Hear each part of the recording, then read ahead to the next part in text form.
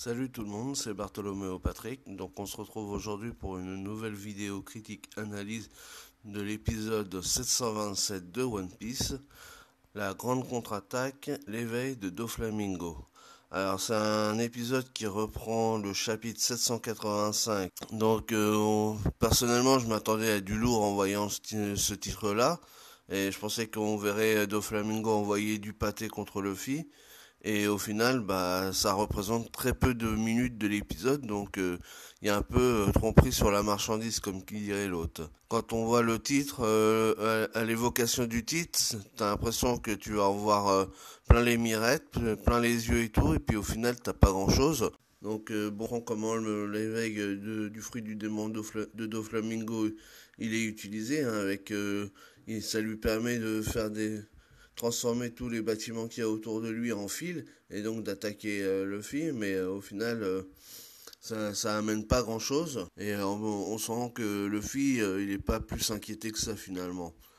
La deuxième partie de l'épisode est surtout placée dans le discours du roi Riku où il dit à ses villageois de pas perdre espoir et que lui, son espoir, il l'a placé dans celui de Luffy, et qu'il est en train de combattre actuellement, et donc grâce à lui, Dressrosa, il pourra être sauvé.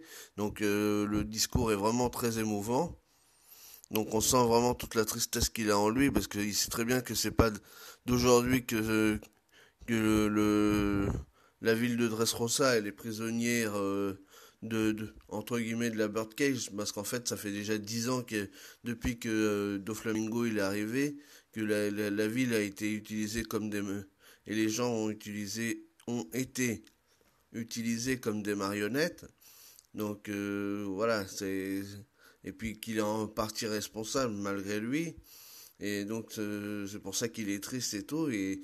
Mais du coup, ça permet aux gens de reprendre espoir, parce qu'il y a certaines personnes, donc on voit les médecins ou quelques villageois qui avaient perdu espoir et de se sauver, d'aller dans le centre-ville, et du coup, une fois le discours entendu, ils reprennent espoir, et donc ils continuent à se battre pour éviter une mort certaine, quoi.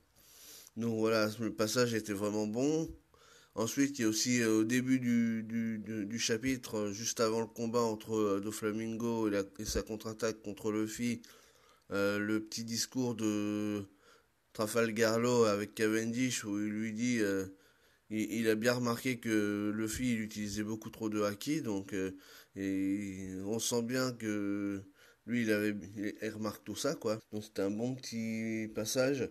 Après il y a encore un petit passage sur Zoro. Bon, alors lui il est toujours aussi con, hein, le Zoro quand même, parce qu'avec les deux autres là, Kanjuro et Kinemon.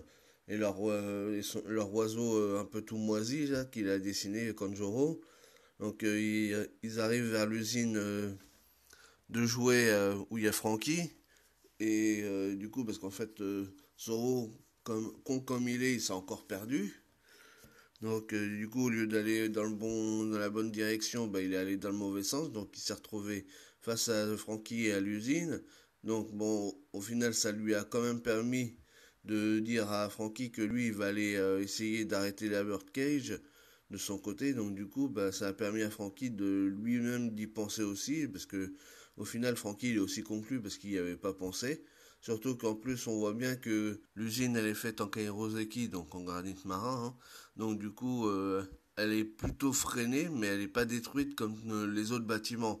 Parce que vu que le fruit du démon peut pas attaquer donc tout ce qui est en granit marin, donc du coup on voit bien à l'image que le bâtiment s'avance, mais n'est pas détruit au contraire des autres bâtiments.